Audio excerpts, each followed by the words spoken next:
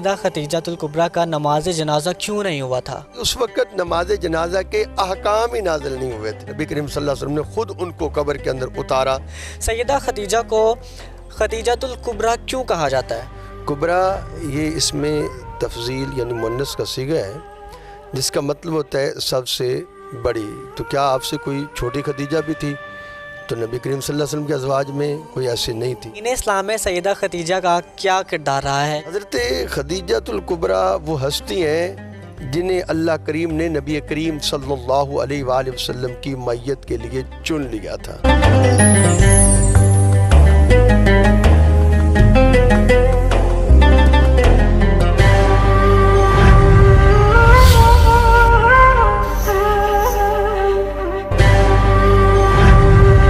بسم اللہ الرحمن الرحیم، السلام علیکم۔ آپ دیکھ رہے ہیں جاکو ساہیوال کا رمضان اسپیشل پروگرام۔ میں ہوں امان شاہد، آپ کو خوش آمدید کہتا ہوں۔ اور آج 10 رمضان المبارک ہے، سیدہ خدیجہ الکبریٰ کا یوم وصال ہے۔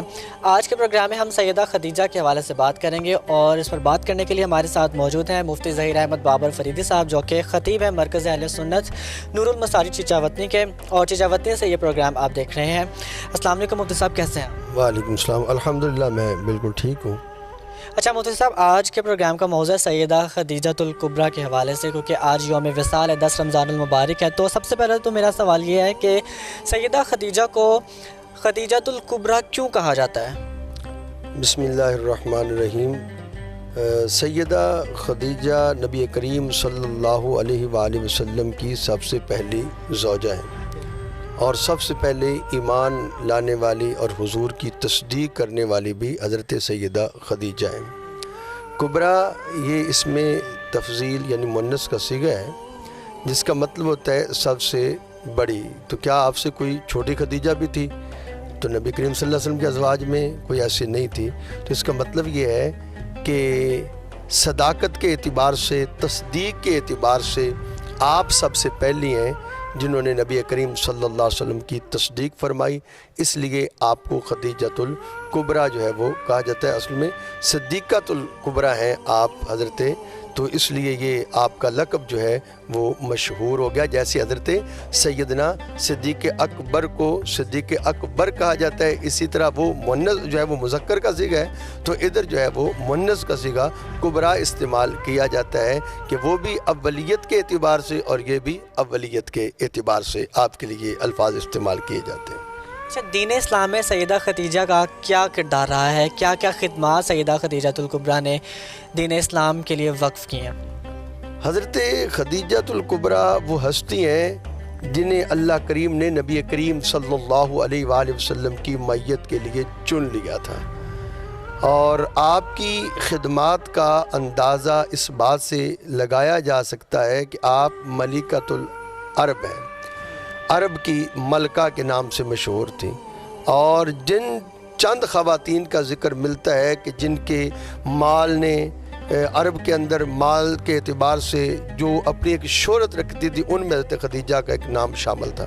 نبی کریم صلی اللہ علیہ وسلم کے ساتھ نکاح ہوا، اور پھر آقا کریم صلی اللہ علیہ وسلم نے اعلان نبوت فرمایا، تو جس مال کے ذریعے اللہ تعالیٰ نے حضور کی مدد فرمائی وہ سارا حضرت سیدہ خدیجہ الکبریٰ کا تھا۔ دو ہی تو ہستیاں ہیں جن کے مال نے اسلام کو تقویت ابتدا کے اندر بخشی، ان میں پہلے نمبر پر حضرت سیدہ خدیجہ الکبریٰ ہیں، جنہوں نے اپنا سارا مال حضور کے قدموں میں رکھ دیا کہ آج سے یہ آپ کا مال ہے۔ اور قرآن مقدس کے اندر اللہ تعالیٰ نے سورہ جو ہے وہ دہا کے اندر محمد سائلہ اللہ تعالیٰ نے فرمایا کہ ہم نے آپ کو جو ہے وہ ضرورت مند پر غنی کر دیا، تو بابا جادہ کا آئلن فاغنا۔ تو امام فخر الدین رازی نے اس کی تفسیر کے اندر یہی لکھا ہے کہ اللہ تعالیٰ نے حضور کو حضرت سیدہ خدیجہ کے مال کے ذریعے جو ہے وہ غنی فرما دیا۔ پہلی خدمات تو یہ ہے۔ پھر حضور اعلان نبوت کر کے آئے ہیں، تو جب سرکار پر وحی آئی ہے تو سب سے پہلی حوصلہ دینے والی بھی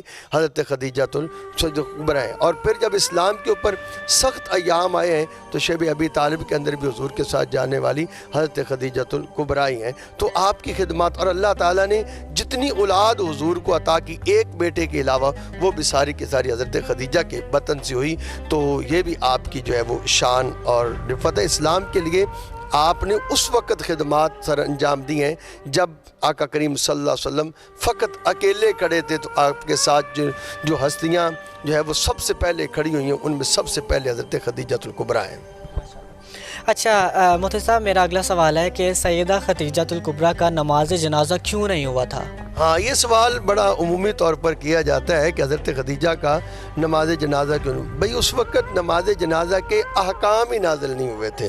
اس وقت نماز جنازہ جو ہے وہ اس وقت اللہ تعالیٰ کی طرف سے نماز جنازہ کا حکم ہی نازل نہیں ہوا تھا، تو اسی طرح ان کو اس لیے دفن کیا گیا، وگرنہ نبی کریم صلی اللہ علیہ وسلم نے خود ان کو قبر کے اندر اتارا، اور وہ ہماری تاریخ کی کتب کے اندر بڑی تفصیل موجود ہے ان کی وفات سے ساری۔ لیکن جنازہ اس لیے نہیں ہوا کہ اس وقت نماز جنازہ کا کوئی طریقہ یا نماز جنازہ کے احکام آئے نہیں تھے شریعت کے اندر، اور اسلام چونکہ ابتدائی دور میں تھا تو اس لیے آپ کا جنازہ نہیں جو ہے وہ اس کا ذکر نہیں ملتا۔ بہت بہت شکریہ۔ آج کے پروگرام میں ہم نے سیدہ خدیجۃ الکبریٰ کی فضیلت کے حوالے سے بات کی ہے کہ ان کی کیا کیا خدمات تھیں، اور ان کی شخصیت کے حوالے سے آج کے پروگرام میں ہم نے گفتگو کی ہے۔ ہمارے ساتھ مفتی ظہیر احمد بابر فریدی صاحب موجود تھے، جو کہ خطیب ہیں مرکز اہل سنت نور المساجد چچاوطنی کے۔ بہت شکریہ آپ کے وقت کا۔ آج کے پروگرام کا مجھے فیڈ بیک کا انتظار رہے گا آپ سے، انشاءاللہ میں کل کے پروگرام ملاقات کروں گا۔ تب تک کے لیے اپنے میزبان امان شاہد کو اجازت دیجیے۔ ویری گڈ مارننگ، رمضان مبارک، اللہ حافظ۔